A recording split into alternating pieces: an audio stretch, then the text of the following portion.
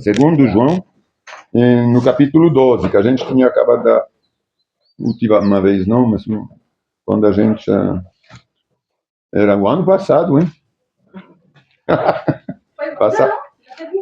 Sim, já teve outro culto, mas a gente fez só oração. Minha irmã até falou que era uma reunião quase de oração que a gente fez. É verdade. Não é? É João? João 12,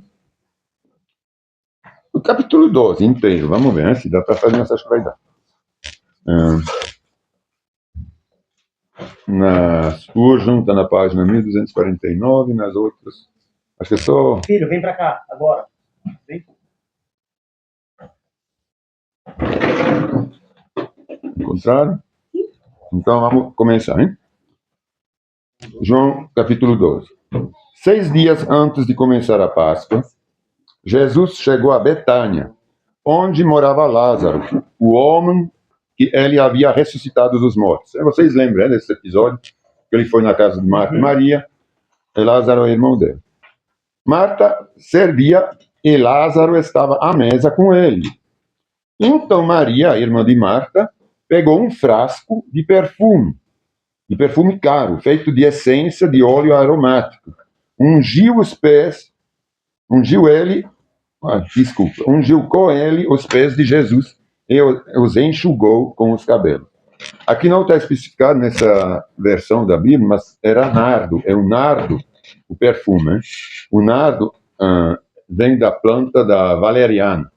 A valeriana, eu acho que tem por aqui. São essas plantas que dão umas florzinhas amarelas, umas que dão umas vermelhas, dá tipo um caixa assim de flores. Essa aqui, parece que é essa planta que eu pesquisei, aqui eu já vi desses plantas. Aí eles tiram as sementes dela, as raízes, fazem um óleo com isso, um perfume. Né? Esse perfume era muito caro naquela época, depois ele vai falar lá o valor. Esse frasco parece, aqui nessa Bíblia, nossa não, mas a Bíblia, eles estão colocando, eu acho que tem um erro aqui. Nos comentários, aqui tem uma letrinha, eles falam que era 1 litra, mas não existe 1 litra, hein? É 1 litro. Então, eu acho que eles colocaram um T no lugar de um B, 1 libra grega. 1 libra dá uns 300, 1 libra grega dá 328 ml, porque senão seria 1 litro. Não era tanto assim, não. Nem existia, eles não calculavam assim.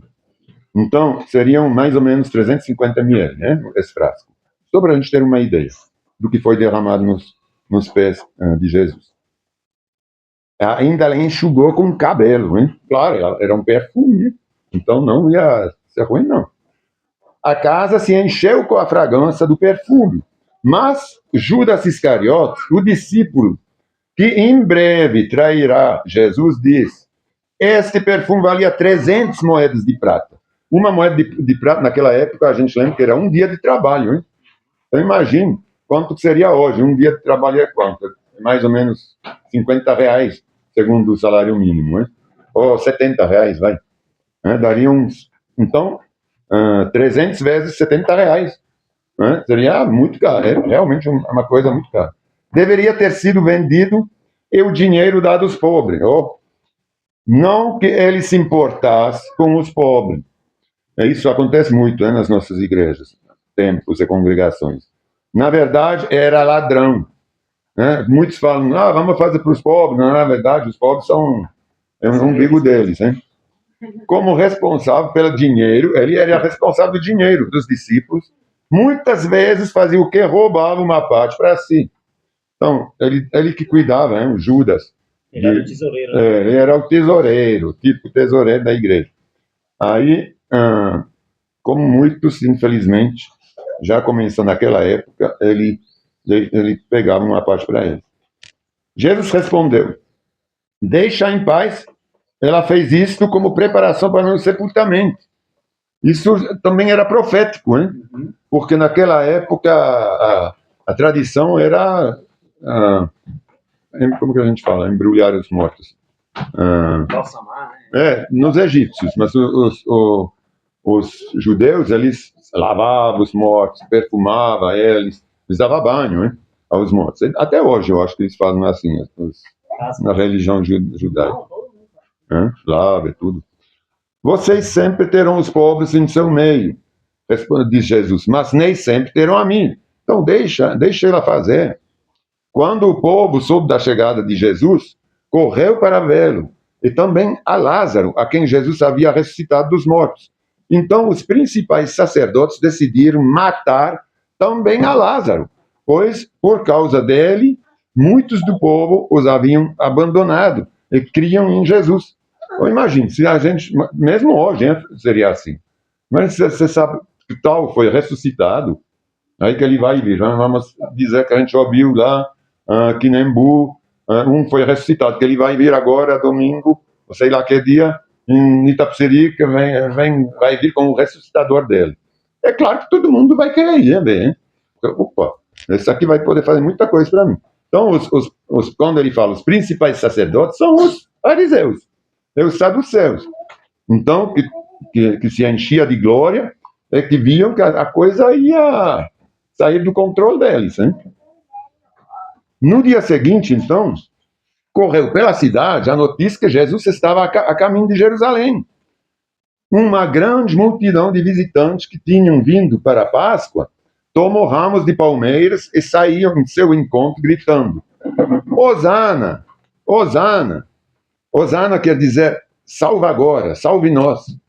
É como se fazia isso para os reis. Eles pegavam palmeiras, para todo mundo que era, ou cada um que era muito importante, fazia o vento ou colocava no chão para eles passarem em cima. É como se fosse um tapete, essas folhas de palmeiras, ou abanava. Então, ele gritava: Hosana, Hosana! Bendito é o que vem em nome do Senhor. Bendito é o rei de Israel. Eles chamavam ele, eles viam ele como o rei de Israel, mas, na verdade, eles não viam ele como o Senhor da salvação, mas viam ele como o rei que ia salvar eles de todas as coisas. Hein? Não é bem o lado espiritual mesmo que eles viam, não. Porque mais tarde a gente vai ver que eles entenderam somente quando ele ressuscitou e foi levado, que tudo isso significava. Jesus conseguiu um jumentinho e montou nele, cumprindo a profecia que dizia: não tenha medo, povo de Sião, povo de Judá, hein? Vejam, seu rei se aproxima, montado num jumentinho. Isso está escrito em... Vamos ver que realmente é uma profecia. É o que a gente falava logo antes, hein, do culto. Você vê que esse aqui se refere a Zacarias.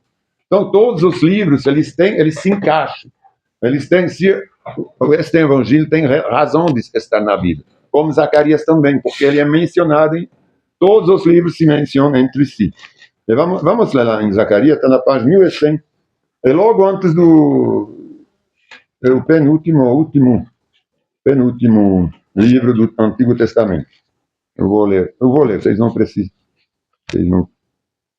Zacarias 9:9. Hein? Zacarias, capítulo 9, versículo 9. Alegre-se o povo de Sião. Sião é Jerusalém. Hein? Exulta, precisa Jerusalém. Vejam, seu rei está chegando. Ele é justo e vitorioso, mas também é humilde e vem montado num jumento. Num jumentinha, cria de jumenta. Mas vocês acreditam que ele disse isso? Zacarias, mais ou menos, uns 400 anos, 500 anos antes de Jesus. Exatamente dessa forma ele entrou em Jerusalém. É por isso que quem não acredita em Jesus é um insensato. Não tem como não acreditar. Entendeu? Porque isso aqui são manuscritos, eram coisas que estava escrito, que estava físico lá, já escrito. A gente não pode falar, não, foi tudo escrito depois. Não, já existiam escrito. Isso que é comprovado. Tem os manuscritos. Então, é tão maravilhoso isso aqui. Isso são provas para o cristão. É tão bom saber que a gente não acredita em lendas, em falácias, como a gente fala hoje, mas que a gente acredita em fatos também. Não é só a fé. É fé em fatos também, né? Jesus conseguiu um jumentinho e montou nele. No 16 agora. Seus discípulos não entenderam naquele momento que se tratava do cumprimento de uma profecia.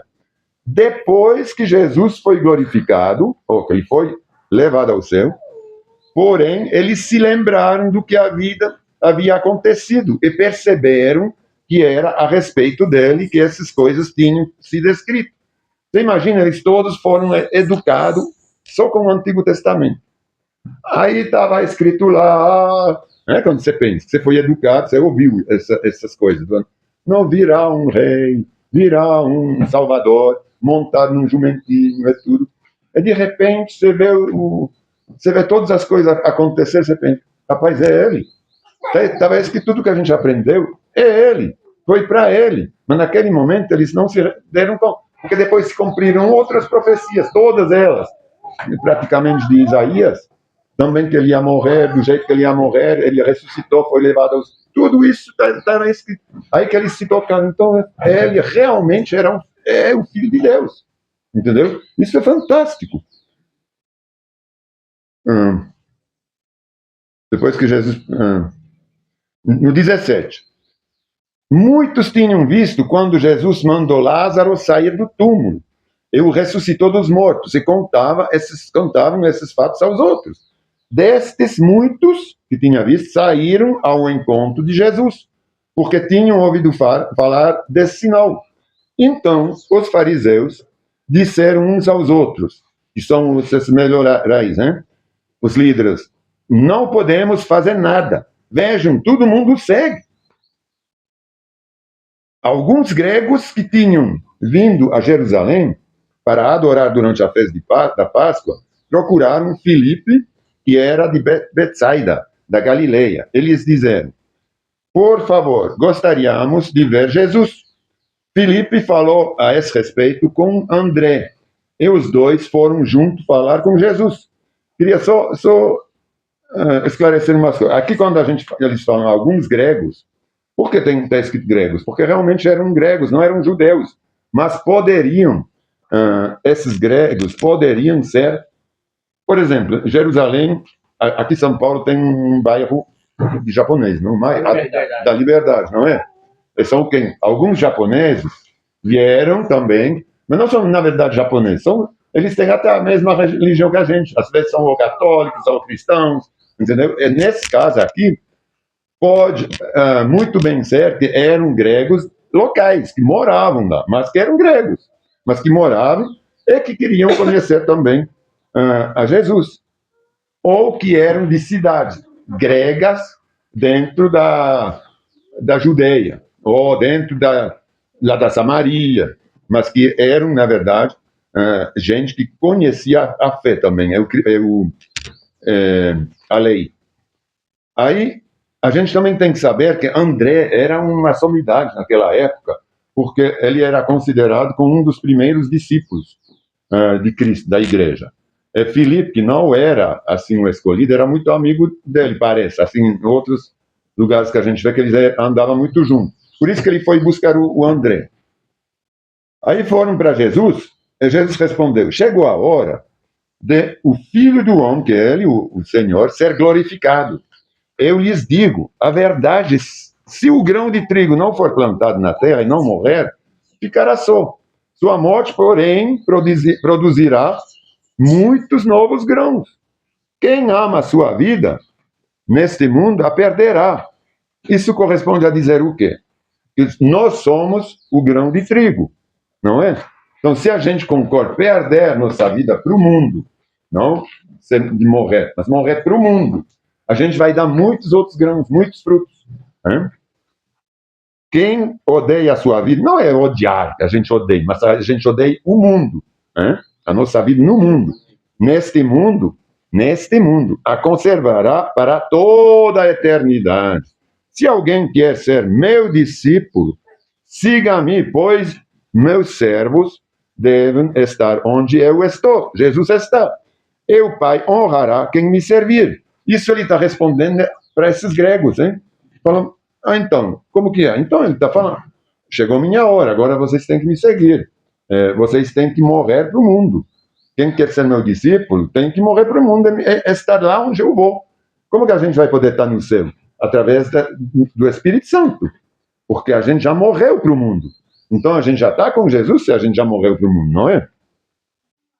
Então, Veja que não é só no batismo de Jesus com o Espírito Santo, com João Batista. Então uma voz falou do céu, novamente. Eu já glorifiquei meu nome, eu farei novamente. Em breve, quando a multidão... Eu farei novamente em breve. Quando a multidão ouviu a voz, alguns pensaram que era um trovão, enquanto outros afirmavam que um anjo havia falado com ele. Então Jesus lhes disse: a voz foi por causa de vocês, e não por minha causa. Chegou a hora de julgar o mundo. Quando ele está falando isso, chegou a hora de eu morrer para o mundo. É quando ele fala de julgar o mundo, porque através da sua morte, ele vai julgar todos aqueles que são do mundo. Julgar o mundo, não os cristãos. Agora, o governante, de quem ele está falando, o governante deste mundo, será expulso, o diabo, hein? Ele fala, então, chegou a hora de julgar o mundo, que é o capeta, o diabo. Ele vai ser expulso. Como assim? Porque quando ele vai morrer, quando Jesus se sacrifica e morre, ele comprova, através disso, ele mostra a todo mundo que ele venceu a morte, que ele vai ressuscitar. Então, através disso, ele venceu a quem? O governante deste mundo. Ele mostra a todo mundo que a gente pode, através da morte dele, ter uma vida nova. Então, Jesus diz: a voz foi por causa de vocês, e não por minha causa. Chegou a hora de julgar o mundo. Agora, o governo deste mundo será expulso. E quando eu for levantado da terra, atrairei todos a mim. Esse levantado da terra não é esse levantado que a gente já leu em outro lugar, quando ele é levado para o céu. É levantado na madeira, hein? Pregaram ele na madeira no chão e levantaram na cruz. Então, quando for levantado da terra, atrairei todos a mim. Quando ele fala todos, é todos. Não é alguns predestinados. Porque esse versículo é muito importante, as 12, em relação ao livre-arbítrio e à predestinação também, quando a gente fala desse tema. Porque aqui a gente vê que ele fala a todos, ele não fala a todo, sei lá, é todos os seres humanos. Hein? Em algumas Bíblias, está traduzido o todos é todas as coisas. Isso não existe em nenhum manuscrito. Isso foi recolocado para justamente justificar a predestinação. Então, eles não falam que todos os homens. Mas lá, é claro que ele está falando para todos os homens. Né? Se endereça a todos. Levantado da terra, atrairei todos a mim. Ele disse isso para indicar como morreria, porque é levantado da terra, na cruz. A multidão diz: entendemos pelas Escrituras que o Cristo viverá para sempre. Como pode dizer que o Filho do Homem, que o Cristo, morrerá? Afinal, quem é então esse Filho do Homem? Jesus respondeu, porque é verdade, nas Escrituras, nas profecias, está escrito que ele será a vida eterna, não é? É que ele vai ressuscitar. Que ele vai ressuscitar, não que ele não vai morrer. Jesus respondeu: minha luz brilhará para vocês. Só mais um pouco. Andem na luz enquanto podem, para que a escuridão não os pegue de surpresa.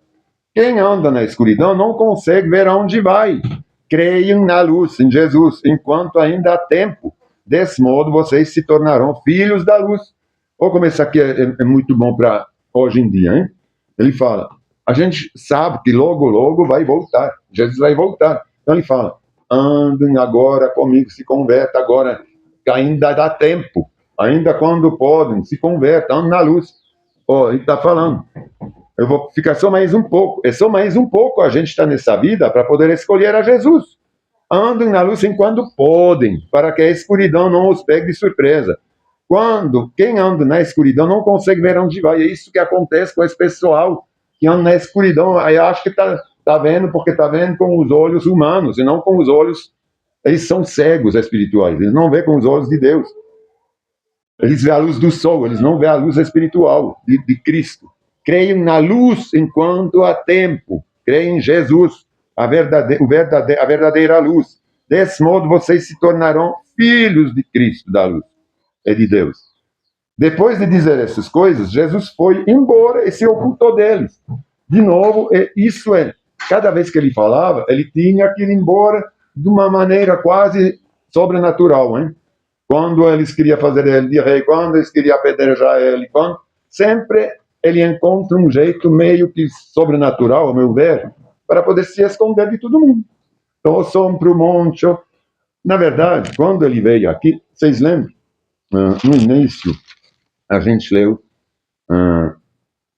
que ele estava preparando, que o pessoal não sabia se ele viria para a Páscoa, mas ele estava escondido lá também em Efraim.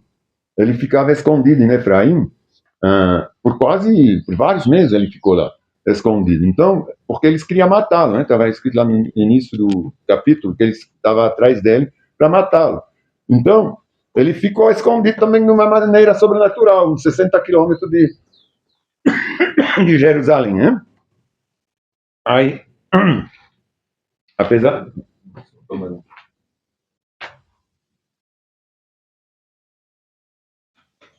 Continuando no versículo 37. Apesar de todos os sinais que Jesus havia realizado, não creram nele. Você vê que todo mundo tinha vindo para Jerusalém para vê-lo, apesar disso, é verdade que muitos creram, mas aqui está escrito, apesar de todos os sinais que Jesus havia realizado, não creram nele. Isso aqui é a maioria do povo. Aconteceu como o profeta Isaías tinha dito. Senhor, quem creu em nossa mensagem? A quem o Senhor revelou seu braço forte? Isso está em Isaías 53, versículo 1. O Senhor cegou... Agora, escuta bem. Esse aqui é meio difícil para entender. Eu vou explicar rapidamente, mas... O Senhor cegou seus olhos e endureceu seu coração, para que seus olhos não vejam e seu coração não entenda. E não se voltem para mim, nem permitam que os curam. Então, quando ele está falando aqui, mas o povo não podia crer, pois Isaías também disse, o Senhor cegou seus olhos. Ele não cegou os olhos do povo, ele cegou os seus olhos. Na verdade, aqui a gente pode entender de várias maneiras, mas uma delas é que o Senhor cegou seus olhos. Porque como que o Senhor ia cegar os olhos de todo mundo para não querer salvá-los? Não. O Senhor quer os salvar. É por isso mesmo que ele fala, e não se voltem para e nem permitem. Quem não permite? Não o Senhor, mas eles não permitem que ele seja a própria pessoa. Mas o Senhor cegou seus olhos, endureceu o coração dele, do Senhor, para que os olhos do Senhor não vejam. E o coração das pessoas não entendem. Porque como o Senhor não via, mas isso eu vou... Talvez a próxima vez que a gente se encontra para o estudo bíblico, eu quero retomar esse, porque como fala do profeta Isaías, a gente vai falar dos profetas, no mesmo tempo eu quero estudar isso, a gente junto vai estudar esses versículos. Quando a gente é confrontado justamente com algumas teorias, a gente possa responder com aval da palavra. 41. As palavras de Isaías referiam-se a quem? É por isso que eu falo que era Jesus. Quando fala de cegar os olhos. As palavras de Isaías, que a gente acabou de ler, se referiam a quem? A Jesus. E não ao povo, hein? Pois viu sua glória e falou sobre ele. Por que se referiu a Jesus quando Isaías falou? Porque ele tinha visto a glória de Cristo. Ele falou sobre Cristo. Era o maior profeta messiânico de todos os tempos, de toda a palavra. Quase todo Isaías é para anunciar a vinda de Jesus. Ainda assim, muitos creram em Jesus, incluindo alguns dos líderes de judeus. Por isso que eu falei, gente creram, mas a maioria não creu. Mas ainda assim, muitos creram em Jesus, incluindo alguns líderes judeus. Eles, porém, os líderes judeus, que eram fariseus, saduceus, sacerdotes, não declararam sua fé abertamente, por medo de que os fariseus os expulsem da sinagoga. Essa que nos lembra alguma coisa de hoje, né? A gente já viu em outros lugares que eles às vezes não podiam expressar a sua fé em Cristo por medo de ser expulsos. Imagine, se aqui todo mundo é judeu, ou todo mundo é evangélico, é que alguém fala, não, eu não creio. Então ele é expulso quase de todos os lugares, não somente da sinagoga, mas quando ele vai fazer compras, todo mundo aponta o dedo para ele, quando ele vai em qualquer lugar. Então, ser expulso da sinagoga era uma coisa realmente degradante naquela época, hein? Desonrosa. Amaram. Por quê? Eles preferiam não falar. Porque amaram a aprovação das pessoas, mais que a aprovação de Deus. Isso acontece muito hoje também. Por não ser desaprovado, então não, a gente vai fazer o que fulano fala, porque eu preciso agradar a fulano. Mas cadê Deus? Porque Deus eu vejo com ele depois, mas agora o problema está com fulano, que ele não vai me deixar participar disso, se eu não o agrado. Né? Por exemplo, cheio de coisas, com vacinas, eu não sou contra a vacina, mas sou contra as regras, ou por outros motivos, certo?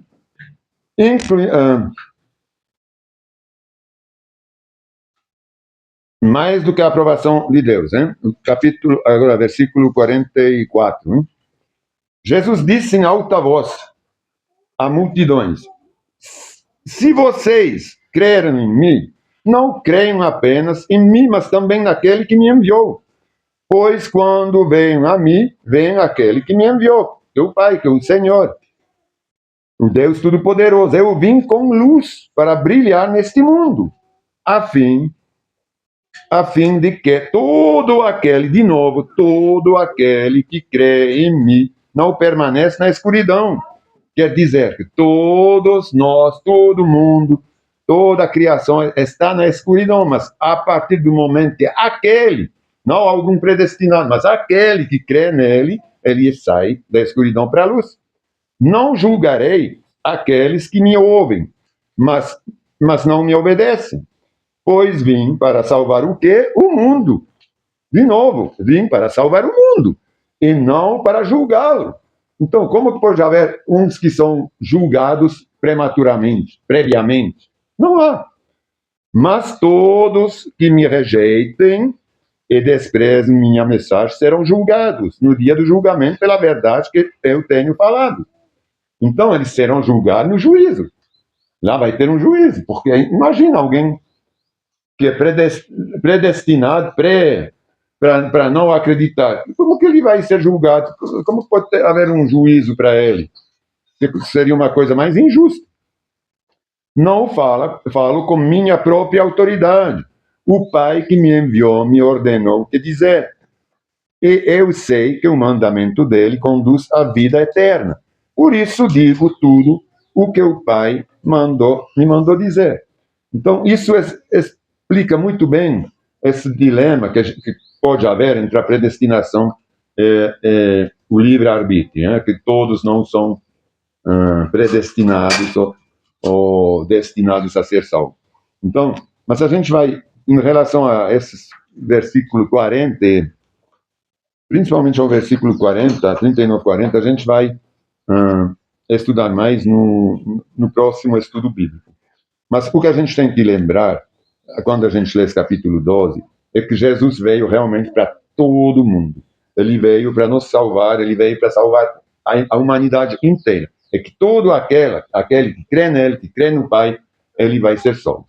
Isso aqui é o mais importante, para não... É que só precisa crer em Jesus. Não há nenhum homem, nem uma mulher, nem uma Maria, nem quem que for, que a gente precisa interceder, ou que a gente precisa como intermediário, mas precisa só de Jesus. Jesus é o Pai. Ponto, acabou. Muito obrigado, Senhor. Sim? Vamos passar a ceia. Você vê como eu esqueço? Não consigo lembrar. Sou muito ruim. Tem que orar. Vocês têm que orar para mim, para não entrar com a luz aí no céu, não. É terrível isso. Eu quero pãozinho. Não, vou pegar. Pronto. Obrigado, tá?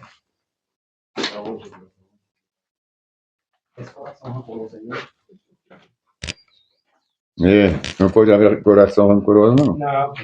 Amém. Só amor. Só amor e perdão. Tem que perdoar quem nos pede perdão, hein? Sim, mas quem não pede também não tem como. Mas tem que perdoar dentro do coração. Não pode haver mágoa. Então, eu vou pegar aqui na...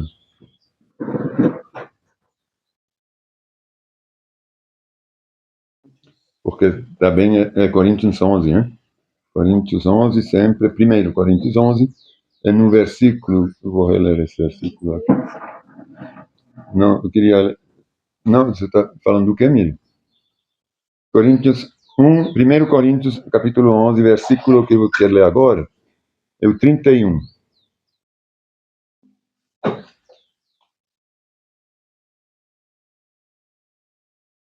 Bom, a gente poderia ir até o 27, porque realmente é importante. Quando alguém se abstém de tomar, ele se abstém por causa dessas coisas aqui. Só que tem uma coisa: quem se abstém é que reconhece que tem um pecado, certo? Então ele não pode ficar com o pecado. Então eu estou falando para ninguém aqui, mas é um entendimento que a gente tem que ter. Porque realmente, mesmo, não é pelo fato que a gente bebe só indignamente. Eu vou ler aqui. Assim, quem come do pão ou bebe, é o versículo 27, né? Assim, quem come do pão ou bebe do cálice do Senhor indignamente é culpado de pecar contra o corpo e o sangue do Senhor. É verdade, ele é culpado de pecar, porque o pão representa o corpo, o vinho, o sangue. Se a gente come e bebe indignamente, a gente é culpado de pecar diretamente contra o corpo, já que é uma representação, em lembrança. Então, portanto, examinem-se antes de comer e beber do pão, beber do cálice. Pois se comem do pão ou bebem de cálice sem honrar o corpo de Cristo, como bebem, comem e bebem julgamento contra si mesmo. Por isso, muitos de vocês estão fracos e doentes, e alguns até adormeceram, morreram. Mas se examinássemos a nós mesmos, não seríamos julgados dessa maneira. Então, quer dizer o quê? Tudo bem, a gente não bebe, a gente não come, mas, ele fala, se examinássemos a nós mesmos, não seríamos julgados dessa maneira. Então, quer dizer que a gente tem que fazer de quê para não ser julgado, não é?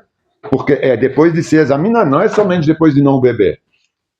Mas quando somos julgados pelo Senhor, estamos sendo disciplinados para que não sejamos condenados com o mundo. Portanto, meus irmãos, bom, depois é sobre comer e beber. Mas então a gente não só o fato de não comer ou não beber, a gente continua ruim. Tudo bem, eu não estou fazendo, não estou pecando contra o corpo nem contra o sangue, mas eu continuo sujo, eu continuo em pecado, porque eu não pude comer. Então, não é? Então, o que vai me condenar não é mais o sangue nem o pão, mas é meu próprio pecado, não é? Então, é muito importante que a gente vá além só da ceia, né? A gente vive mesmo segundo, praticando os preceitos do Senhor. Então, vamos lembrar agora. Pois, quando ele falou de a gente tomar a ceia em lembrança. Na noite em que o Senhor, Jesus foi traído, ele tomou o pão, agradeceu a Deus, partiu e disse: Este é meu corpo, que é entregue por vocês. Façam isto em memória de mim. Então vamos se lembrar do sacrifício de Jesus na cruz, que esse corpo que foi entregue na cruz para mim, para nós todos e para a humanidade toda. Especialmente para quem quer ainda receber Jesus em sua vida. Através dessa tomada do pão, que representa o corpo sacrificado de Jesus, a gente lembra que a gente é salvo por esse sacrifício. A gente lembra do amor de Cristo, que Cristo teve em se sacrificar por mim, por vocês, por nós todos, sem mesmo ter nos conhecido.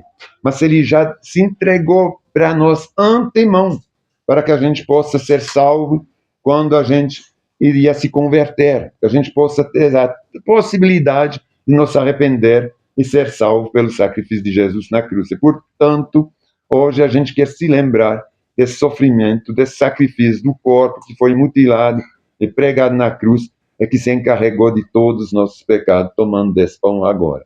Pode tomar.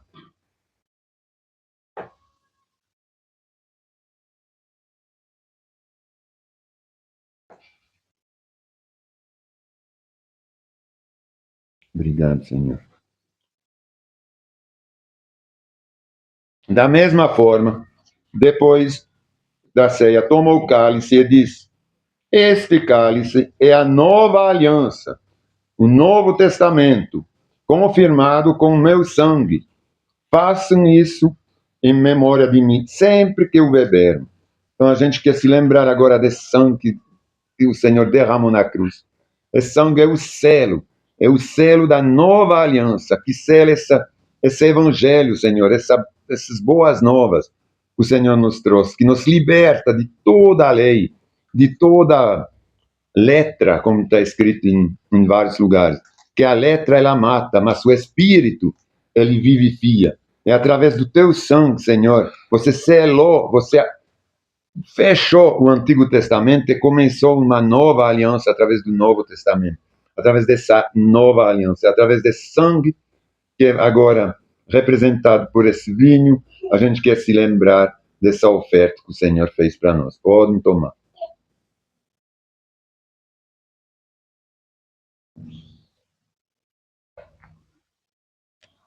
Amém, amém. Obrigado, Senhor. Eu te agradeço pelos meus irmãos todos aqui reunidos. Te agradeço que a gente possa, entre a gente, ter esse amor que vem de ti, Senhor, confraternizar sempre contigo, entre a gente, porque essa confraternização, esse amor que a gente tem, é o teu corpo, Senhor. Nós somos um corpo só. Se eu sou o dedo, meu irmão é a mão, minha irmã, minha perna, etc. E a gente vai vivendo um ligado ao outro. É isso que é, segundo a tua palavra, a manifestação do fato que a gente te ama. Porque não há outro modo de provar para o mundo que a gente te ama, Senhor, e que o Senhor é nosso Deus, é nosso Senhor, se não for através do amor que a gente sente um pelo outro, que é esse corpo, essa união, essa unidade do corpo de Cristo, que é teu corpo, que é a noiva, Senhor, da qual o Senhor Jesus é a cabeça. A gente está aguardando ansiosamente para as bodas, Senhor, para a celebração